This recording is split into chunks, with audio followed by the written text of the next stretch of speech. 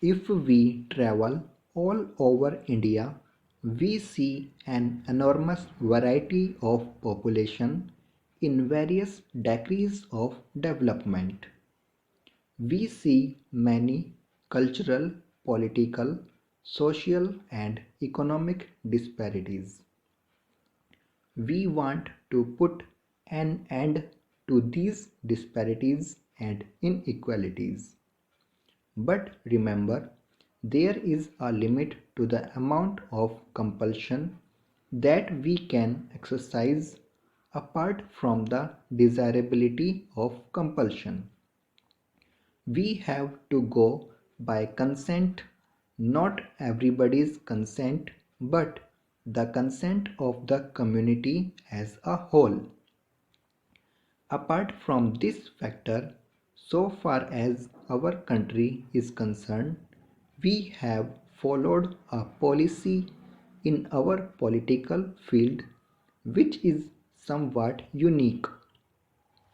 In our political struggle, by and large, we have adopted peaceful methods. An example is the way we put an end to the princely order in this country. We paid for it. But remember this, what we paid for it, however heavy, was very little compared with the cost of a conflict. In economic field, similarly, we want to do away with classes, but by the method of winning over people.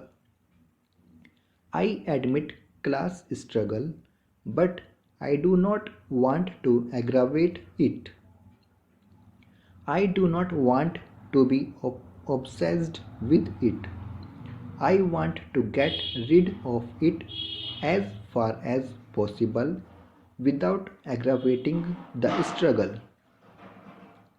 I dislike comparing my country with others to our advantage or disadvantage because I do not want to criticize other countries. But I venture to point out that where upheavals occur, they are products of history, and the violence, defeat, and civil war govern the subsequent events. Some honorable members seem to think that in order to have progress, they must destroy. They think that by increasing the conflict and bitterness, they can have a clean slate to write upon. No country has ever had a clean slate to write upon, not even after the biggest of revolutions.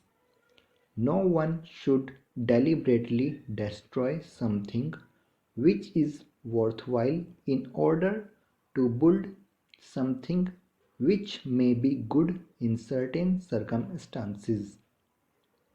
I am prepared to compare what has been done in India in the last few years with what has been achieved in any other country.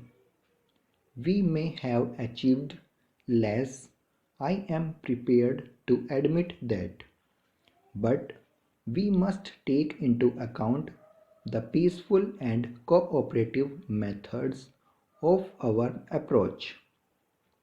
You may say that even taking this peaceful cooperative method of approach, we might have gone faster, but I am not sure.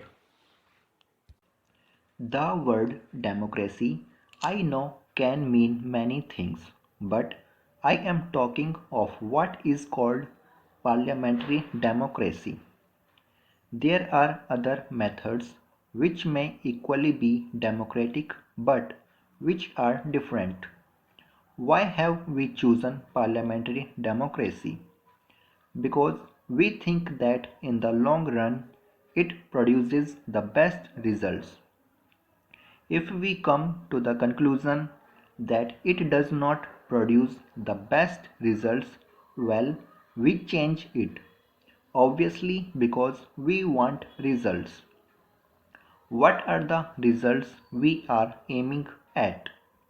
National well-being and the happiness of the millions and millions of our people.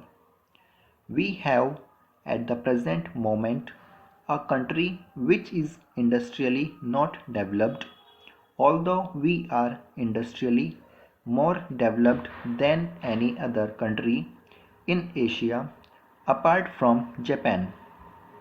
I am not at the moment taking into consideration the Soviet regions of Asia. Apart from these two exceptions, India is industrially better developed than any country, certainly more than China. Nevertheless, we are an underdeveloped country. Our standard of living is low. We have got to raise that, and in raising that we have got to find employment for our people. What are our objectives?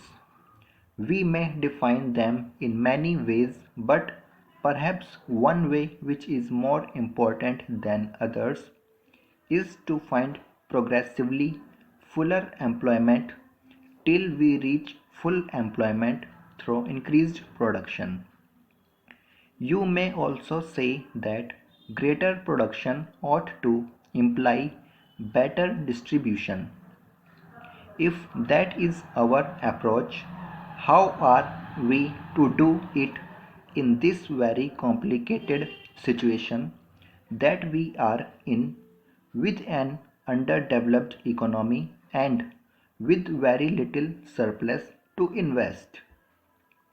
We cannot compare our problems with those of the industrialized West because they have had centuries or at any rate generations of growth. We cannot compare ourselves with Soviet Russian.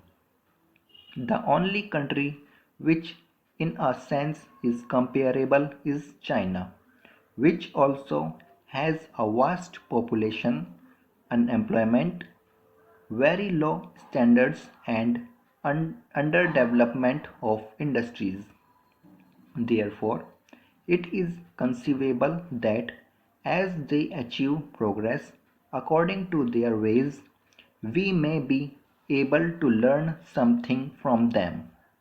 But China has passed through 40 years of civil war and international war. We had, fortunately, a peaceful transfer of power in this country with a running machine. A running machine has its advantages and disadvantages. I prefer the advantages. The disadvantages may be that you are tied up with certain processes which take time to change. Advantages are obviously that you do not destroy and start from scratch. We started at a higher level, as I said, compared to most countries in Asia. This has led to stability, political, economic, and social, which shall help growth.